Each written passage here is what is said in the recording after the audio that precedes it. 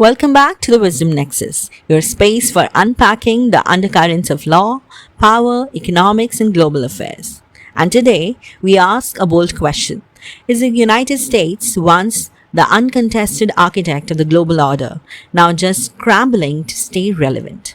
From strange diplomatic moves to subtle economic sabotage, America's recent behavior seems off. And if you have been paying attention, you have probably noticed the signs. Come, let's talk about it.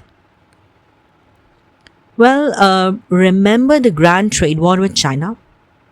The tariffs, the tech bans, the travel restrictions, even student visas. It was framed as economic self-defense.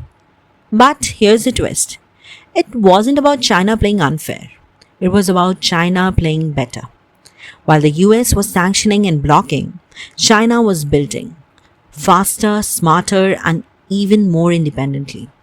And then enters India. Not as an ally to be celebrated, but as a competitor to be side-eyed. Apple moves its production lines to Indian factories, billions in investment flow to Bangalore and Hyderabad, and suddenly Washington is hesitant. Regulatory red flags, subtle media warnings, bureaucratic drag. What is the message? Growth is welcome, but not at the cost of control. Is this about securing global supply chains or about keeping the reins? Then there's Turkey, a nation that plays NATO by day and shakes hands with Russia and Iran by night. Yet, Washington rolls out the red carpet.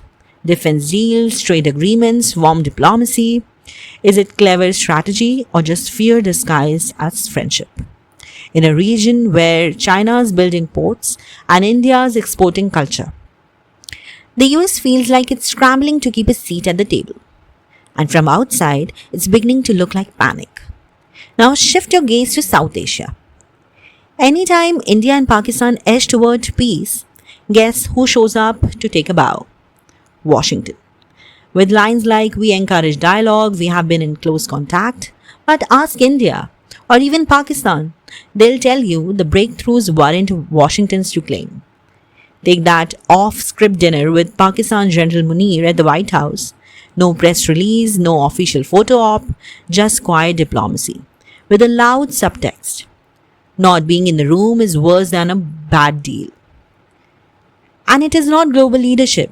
It is actually spotlight addiction. Meanwhile, back in the US, Wall Street's not exactly rolling.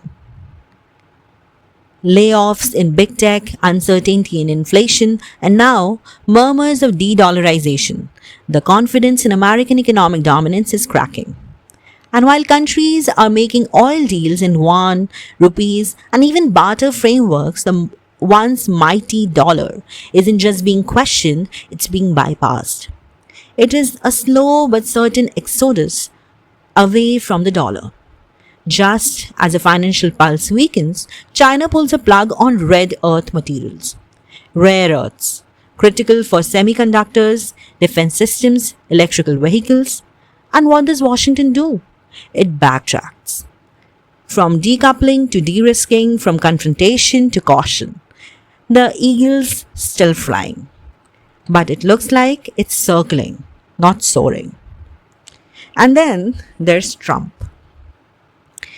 During the recent Israel-Iran skirmish, instead of stabilizing tensions, Trump added fuel. Inserted himself into the narrative, not with policy but with ego.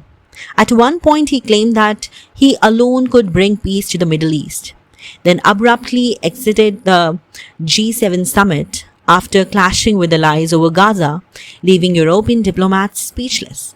All this while hinting at a Nobel Peace Prize, as if it were the final piece missing from his Twitter bio.